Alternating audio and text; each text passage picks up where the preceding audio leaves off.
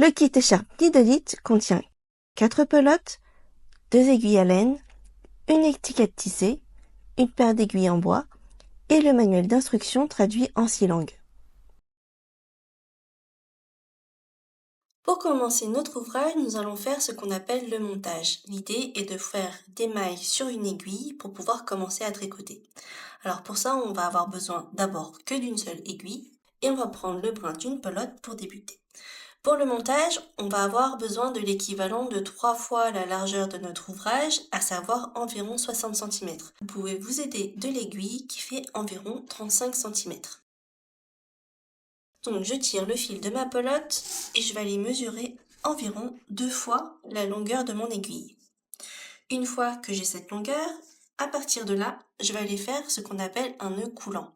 Donc il faut avoir le brin libre, donc celui dont le bout n'est pas relié à la pelote sur la droite, et avoir l'autre côté sur la gauche. On va faire un nœud coulant. Pour ça, je fais une boucle, et une fois que ma boucle est formée, je vais aller passer le fil au milieu de ma boucle. Et voilà, j'ai mon nœud coulant. Une fois le nœud coulant formé, je vais aller glisser mon aiguille au centre de la boucle. Et je vais serrer. Pour commencer, je vais aller tenir mon aiguille de ma main gauche, ensuite tenir le brin libre de ma main droite, en tenant le fil avec mon index et mon pouce. Une fois que c'est fait, je vais aller ici pivoter ma main de telle sorte à former une boucle autour de mon index. Une fois que la boucle est formée, je vais aller glisser la boucle sur la pointe de mon aiguille.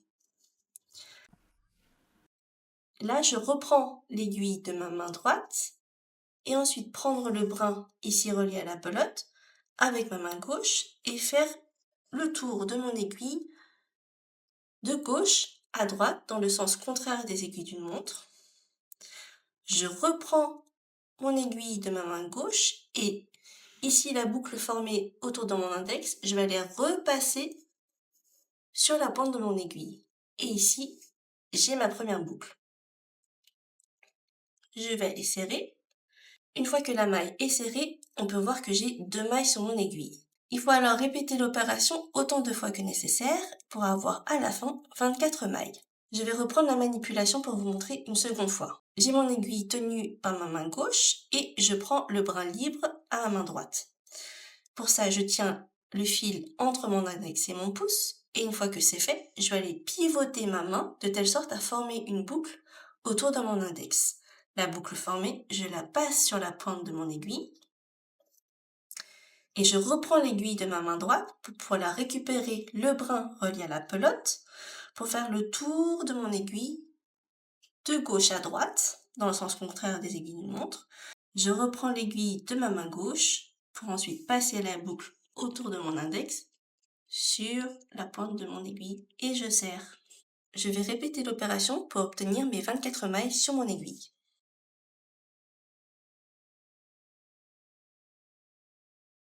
Une fois que les mailles sont montées, nous allons pouvoir tricoter à proprement parler. Pour ça, il faut se munir de la deuxième aiguille.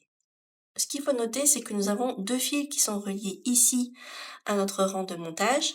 Le premier fil étant celui avec le brin libre et on va le laisser de côté pour n'utiliser que celui qui est relié à la pelote. Lorsque l'on tricote, les mailles à tricoter sont sur l'aiguille gauche et les mailles tricotées sont sur l'aiguille droite. Nous allons maintenant réaliser la maille endroit qui fait partie des 2 mailles de base au tricot. Pour ça, nous allons piquer avec notre aiguille droite sur la première maille qui se présente sur l'aiguille gauche, de gauche à droite et de devant vers l'arrière comme ceci. Une fois que l'aiguille est piquée, nous allons prendre le fil qui est ici relié à la pelote et faire le tour de l'aiguille droite, de droite à gauche dans le sens contraire des aiguilles d'une montre, comme ceci. Une fois que le tour est fait, nous allons ensuite, avec cette aiguille droite-là, ressortir la boucle formée à travers, ici, la première maille. Et maintenant que la maille est tricotée, nous allons pouvoir faire tomber la maille de l'aiguille gauche sur l'aiguille droite. Et voilà, nous avons une première maille tricotée. Et ensuite, il suffit de répéter cette même opération. Donc, je pique la maille de l'aiguille gauche, de gauche à droite et de devant vers l'arrière. Ensuite, je fais le tour dans le sens contraire des aiguilles d'une montre.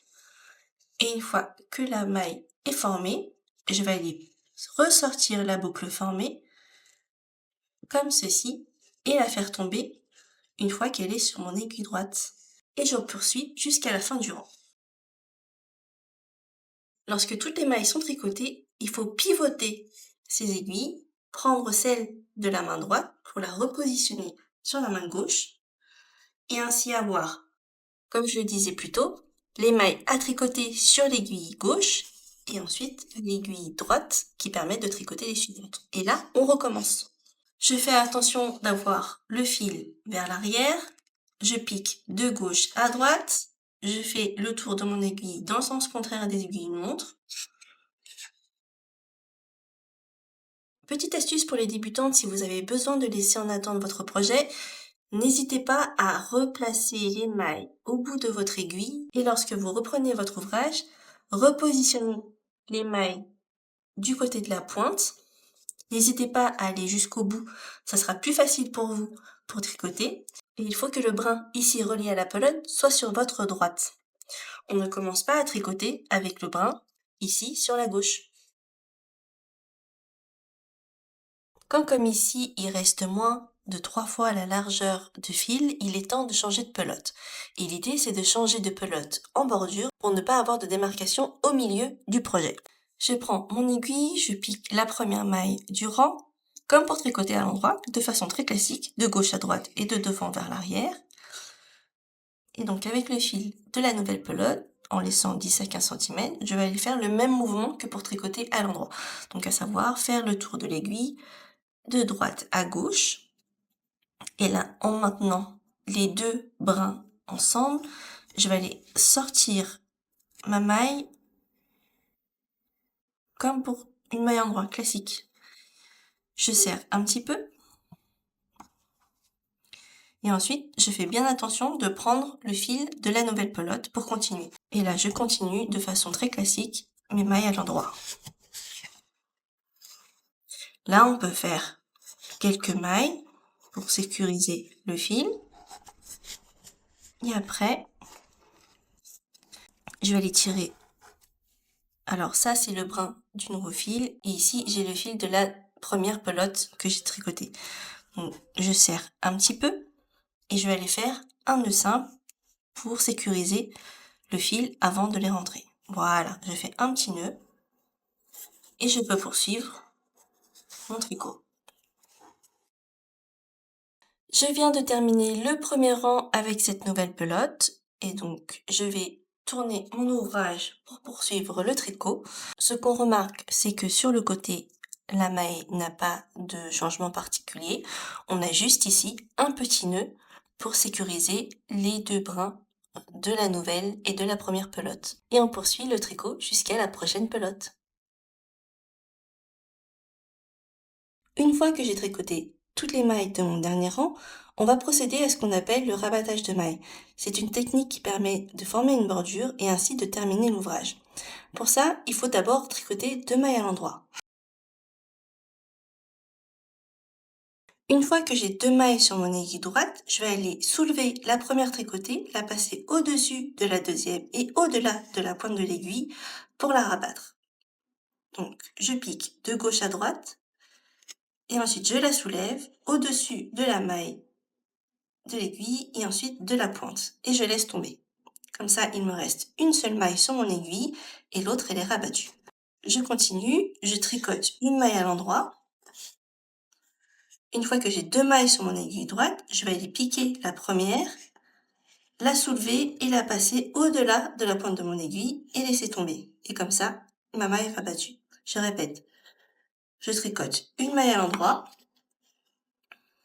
Une fois que j'ai 2 mailles sur mon aiguille droite, je pique de gauche à droite la première de l'aiguille droite, la soulève pour passer au-dessus et au-delà de la maille et de la pointe de l'aiguille et ma maille est rabattue. Et je continue comme ça jusqu'à la fin du rang. Comme précédemment, je tricote une maille à l'endroit pour ensuite rabattre la première sur la deuxième. J'ai ma dernière maille rabattue. Il faut encore sécuriser cette maille-ci. Ici, c'est ma dernière maille qui reste sur mon aiguille. J'ai enlevé l'aiguille et il faut maintenant couper le fil et ainsi le rentrer. Donc, je laisse une longueur d'environ 10 à 15 cm ou plus au besoin.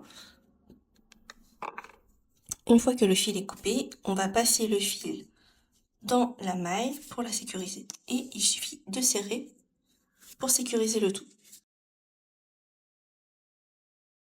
Pour les finitions et rentrer les fils, on va utiliser les aiguilles à laine fournies dans le kit. Je vais aller prendre la plus grande. La petite astuce pour enfiler la laine, c'est de pincer le fil pour ensuite glisser le fil ainsi plié dans le chat. Avec l'aiguille à laine, on va aller rentrer le fil le long de la bordure en visant les petits nœuds qui sont ici en bordure. On va rentrer sur une petite longueur pour sécuriser le tout. Et je tire sur l'aiguille pour ressortir la laine. Et ensuite, il suffit de couper le fil. Et voilà, le fil est rentré. On répète ainsi l'opération avec l'aiguille à laine sur tous les fils qui dépassent, au changement de pelote et au rang de montage.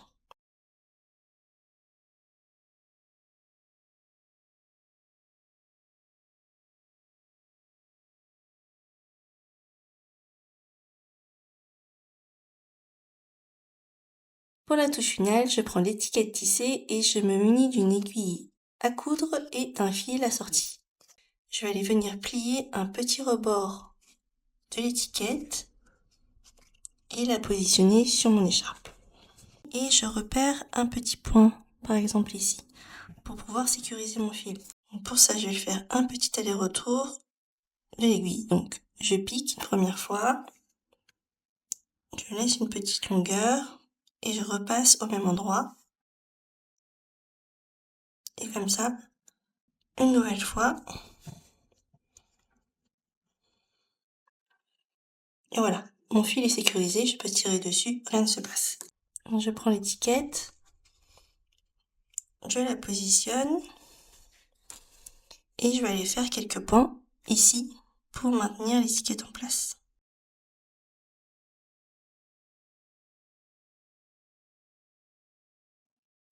Je peux faire maintenant un petit nœud avant de couper. Je fais la même chose plus bas, je repère à peu près l'endroit où je peux faire sécuriser mon fil. Donc je vais le mettre là.